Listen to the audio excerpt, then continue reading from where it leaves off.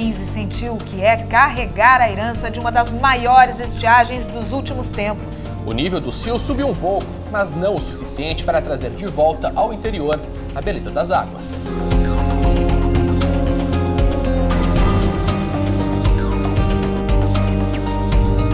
Os mananciais que sustentam o Tietê não se recuperaram como deveriam. Os troncos de árvores e tudo que estava escondido pela água se transformaram em protagonistas deste cenário.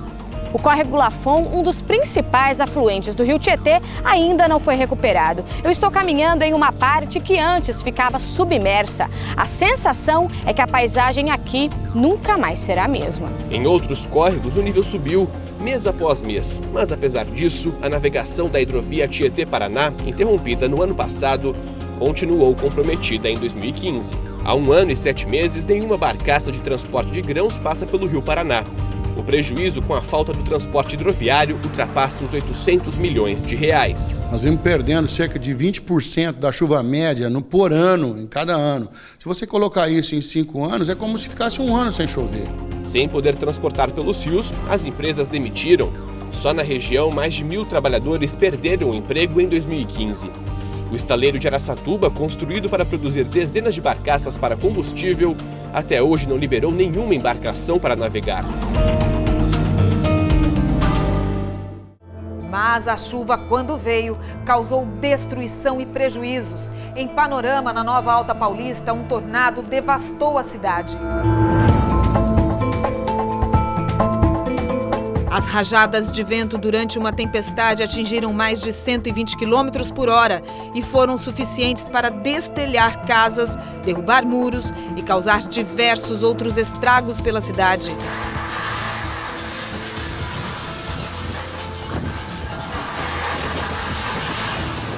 Voluntários ajudaram na reconstrução da cidade, que ainda não está totalmente recuperada. A solidariedade fez toda a diferença. Vamos ver se consigo alguma doação, porque começar a erguer de novo, né? 2 meses depois, foi a vez de Rio Preto registrar os estragos causados pela chuva. As enchentes crônicas que já duram décadas prejudicaram as obras que são feitas para tentar resolver o problema. Bastou 1 hora de chuva intensa para que as ruas e avenidas ficassem alagadas. Quando a água baixou, foi possível ter a dimensão dos prejuízos. Asfalto esburacado e no canteiro de obras anti-enchente da Avenida Badibacite, uma cratera de mais de 4 metros de profundidade se formou. É impossível mesmo passar por aqui e dar só uma olhada na situação. Já havia muitos estragos das últimas chuvas, mas agora o canteiro central desmoronou completamente. A situação atrasou a conclusão das obras, causou transtornos aos motoristas e prejuízo aos comerciantes. Que eles dão uma previsão aí que vai acabar daqui 1 semana, daqui 2 semanas e mais 2, 3 quarteirões parados aí atrapalhando tudo o comércio aqui no final da Badibacite. A gente tem que rezar para acabar logo isso daí.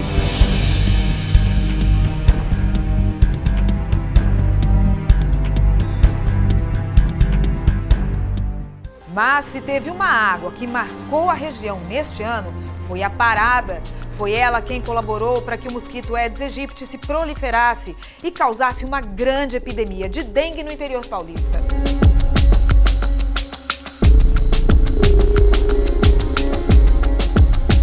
As equipes de combate à dengue foram às ruas para recolher tudo o que pudesse acumular água. Casas foram vistoriadas e moradores orientados. Mesmo que não tenha água atrás da geladeira, a gente orienta a estar colocando detergente neutro a cada 15 dias. Mas a epidemia veio com força. Guararapes, Araçatuba e tantas outras cidades sofreram com o avanço da doença. Mas nada como Catanduva e Onda Verde, que ganharam o título de cidades com o maior número de casos de dengue, proporcional à população. Todo o interior do estado ficou em alerta. O aumento dos casos de dengue na cidade chamou a atenção do Ministério Público Federal de Jales e do Ministério Público do Estado de São Paulo, que numa ação conjunta deram um prazo de 15 dias para que a Prefeitura de Estrela do Oeste intensifique os trabalhos de fiscalização e combate ao mosquito transmissor da doença.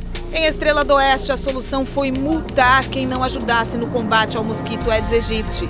Mas a cidade foi apenas uma de várias outras que ficaram na mira do Ministério Público.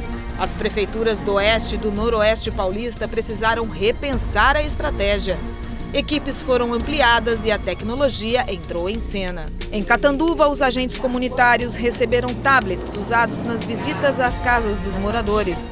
Dessa forma, as informações atualizadas passaram a chegar mais rápido ao Ministério da Saúde. Todo esse esforço é para que a população de Catanduva possa enfrentar um ano mais tranquilo, diferentemente de 2015, ano marcado pela pior epidemia da história no município, com mais de 10 mil casos da doença e 35 mortes. Apesar de a dengue ser a principal preocupação das autoridades, ela não é a única doença transmitida pelo Aedes aegypti que está cada dia mais resistente. A febre, chikungunya e o zika vírus também estão na lista.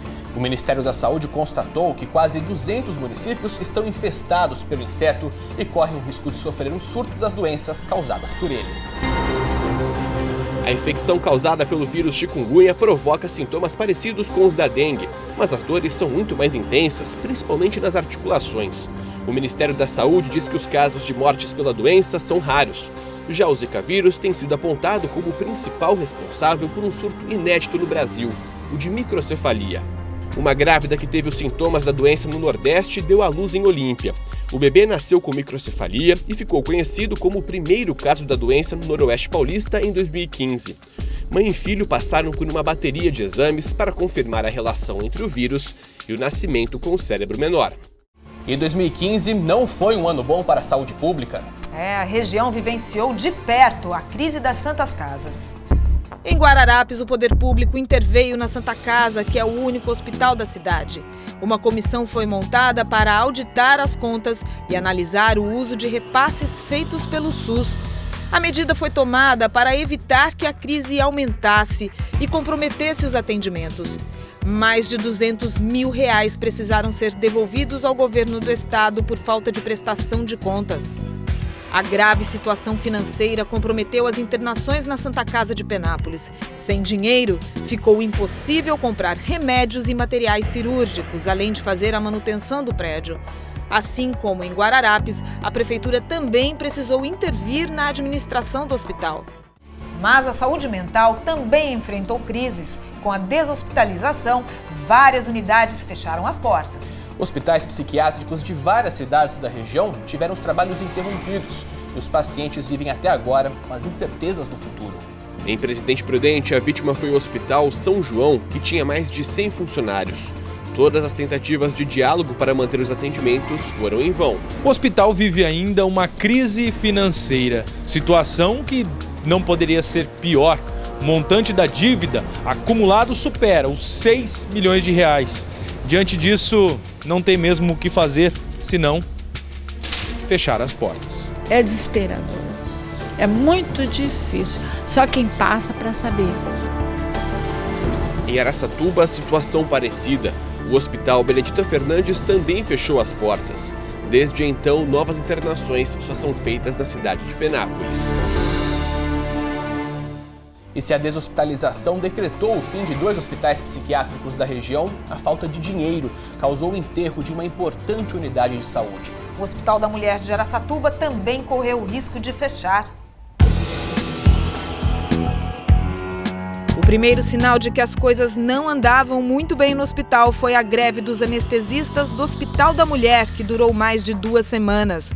A falta de pagamento de salários prejudicou e muito dezenas de cirurgias que foram canceladas. Mas o que ninguém esperava é que pouco tempo depois, a prefeitura anunciaria o fechamento da unidade. Só para você ter uma ideia da importância do Hospital da Mulher, por mês mais de 90 partos são feitos aqui. O hospital também atende mulheres de outras cidades da região. E a estrutura também oferece serviços essenciais, como o exame de mamografia. Nos postos de saúde, a gente não encontra ginecologista, às vezes não tem vaga. Quando tem vaga é daqui 1 mês, 2 meses, e agora vai fechar isso aqui. O Ministério Público tentou na Justiça obrigar a Prefeitura a manter o hospital em funcionamento. Pedido negado. Vereadores e representantes da saúde discutem, desde então, os rumos do hospital. A Santa Casa deve assumir as operações a partir do ano que vem. Mesmo assim, as grávidas estão inseguras.